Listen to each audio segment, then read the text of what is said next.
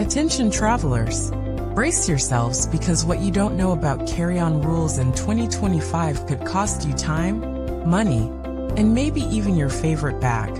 Airlines have once again tightened their policies, and trust me, these new regulations are catching passengers off guard. If you don't want to be stuck at the gate, repacking your bag, or forking over outrageous fees, listen up. Welcome to Epoch Escapes, your go-to channel for travel hacks, tips, and tricks to make your journey smoother and stress-free. Hit that subscribe button because today, we're diving into the latest airline carry-on rules for 2025, and you won't believe what's changed. Rule number 1, the universal carry-on size, or so they say. Let's kick things off with what airlines are calling the universal carry-on size. Sounds simple, right? Wrong. While most major airlines now claim to have agreed on one standard size, 22 by 14 by 9 inches, 56 by 36 by 23 centimeters, including wheels and handles. The reality is, your current carry-on might not make the cut. Over 60% of popular carry-ons on the market today exceed these new dimensions by an inch or two. And guess what? That won't slide anymore. Gate agents are armed with upgraded sizers, and there's zero tolerance for oversized bags. If your carry-on doesn't fit seamlessly into that sizer, prepare to gate check it or pay a hefty fee. Pro tip: don't wait until you're at the airport. Measure your bag at home, including wheels and handles. If it's too big, invest in a compliant carry-on now. Some new models are specifically designed to align with 2025 stricter standards. Rule number 2, weight limits lighten the load. Stuffing your bag to the brim? Not anymore. Many airlines are enforcing strict carry-on weight limits, usually between 17 to 22 pounds, 8 to 10 kilograms. The kicker? They're actually checking. Some airlines have installed scales at check-in kiosks or even at the gate. If your bag's too heavy, you could be forced to check it, and pay extra, of course. Here's the hack. Wear your heaviest items, boots, jackets, even that chunky sweater, and pack strategically. Also, check if your airline offers a media bag policy. Certain carriers allow extra weight for professional camera gear or electronics. A quick call to customer service could save you both hassle and money. Rule number 3, personal item policies. No more sneaking extras. Gone are the days of slipping an extra tote bag past the gate agent. Airlines are cracking down on personal items, and the size restrictions are tighter than ever. Your purse, laptop bag, or backpack must fit under the seat in front of you. The new max size: 18 by 14 by 8 inches, 45 by 35 by 20 centimeters. Anything larger will have to be checked. Smart strategy. Opt for a sleek, structured bag that fits these dimensions exactly.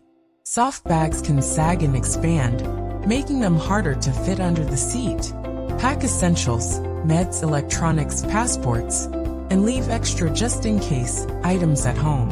Rule number 4, liquid limits, a mixed bag. Here's a rule that's both good and bad news. The 311 liquid rule is slowly being phased out, thanks to new scanning technology. But not so fast. It's not happening everywhere at once. Some airports will let you carry full-size liquids, while others stick to the old rules. Confusing? Absolutely. Your best bet: pack small, travel-sized bottles in a clear pouch, and have any larger bottles easily accessible. That way, if your connecting airport still uses the old scanners, you can quickly remove or dispose of items without repacking your entire bag. Before you fly, double-check liquid rules for every airport on your route, because this one's a moving target. Rule number 5, electronics charged and ready. Dead devices, dead travel plans. Airlines now require that any electronic device must power on during security checks. If your phone, laptop, or tablet can't boot up, it might not be allowed through. Let's break it down. Power banks under 100 watt-hours, WH, are fine. Between 100 and 160 WH, you need airline approval. Over 160 WH, Forget it. It's not coming on board. Most airlines also limit you to 15 to 20 lithium-powered devices. That adds up quickly: phones, earbuds, cameras, so count your gear before packing. Pro tip: always carry charging cables in your personal item. A dead battery shouldn't ruin your trip. Rule number 6, smart luggage. Smarten up. Got smart luggage with built-in batteries? Pay attention. Airlines now require that all built-in batteries must be removable. If they're not, your bag isn't coming on board. What's allowed? GPS trackers. Fine if they're non-lithium. USB charging ports. Okay, but the battery must be removable. Electronic locks. Permitted, but carry a backup way to open the bag. If you're buying new luggage, double-check that the battery can be easily detached. No one wants to be stranded at check-in over a non-compliant suitcase.